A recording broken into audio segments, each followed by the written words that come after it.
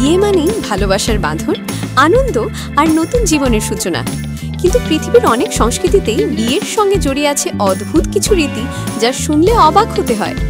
আজ আমরা জানব ইন্দোনেশিয়ার বোর্নিও দ্বীপে বসবাসরত তিদং উপজাতির এক অবিশ্বাস্য নিয়ম, টয়লেট নিষেধ। তিদং হলো বোর্নিও দ্বীপের এক প্রাচীন উপজাতি। শত শত বছর ধরে তারা প্রকৃতির সঙ্গে মিলেমিশে বাস করছে।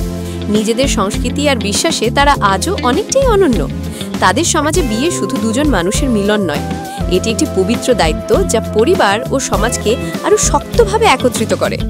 তিদং উপজাতির সবচেয়ে আশ্চর্য রীতি হল বিয়ের পর 3 দিন 3 রাত নবদম্পতি টয়লেট ব্যবহার করতে পারে না।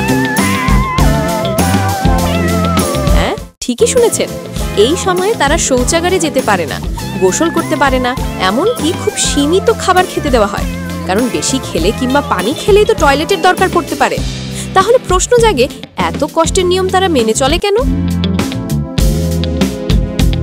তিদংদের বিশ্বাস, এই 3 দিনের কষ্ট যদি নবদম্পতি সহ্য করতে পারে, তাহলে তাদের বিবাহিত জীবন হবে অটুট, দীর্ঘস্থায়ী এবং দুঃখ দুর্দশা মুক্ত।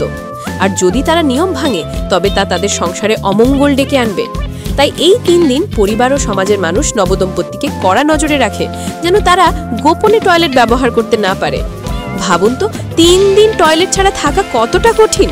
খাওয়া দাওয়া সীমাবদ্ধতা, শারীরিক কষ্ট আর মানসিক চাপ সব মিলিয়ে এটি এক ভয়ঙ্কর পরীক্ষা। তবে তিদং নবদম্পতিরা বিশ্বাস করে, এই সাময়িক কষ্টই ভবিষ্যতের সুখের চাবিকাঠি। বাইরের দুনিয়ার কাছে এই রীতি অবিশ্বাস্য, অনেকেই এটিকে অমানবিক কিংবা অসুস্থকর বলে মনে করেন। কিন্তু তিদংদের কাছে এটি কেবল একটি রীতি নয়, বরং সাংসারিক বিশ্বাস, যা প্রজন্মের পর প্রজন্ম ধরে চলে আসা এক গভীর সাংস্কৃতিক বিশ্বাস। প্রতিটি সমাজের নিজস্ব নিয়ম, বিশ্বাস আর সংস্কৃতি আছে, যা আমাদের কাছে অদ্ভুত মনে হলেও তাদের কাছে তা জীবনের অবিচ্ছেদ্য অংশ। ইন্দোনেশিয়ার তিদং উপজাতির এই টয়লেট নিষেধ রীতি হয়তো কল্পনার বাইরে, কিন্তু এটি তাদের জন্য আশীর্বাদের প্রতীক। সংস্কৃতির বৈচিত্র্যই আমাদের পৃথিবীকে এত রঙিন করেছে।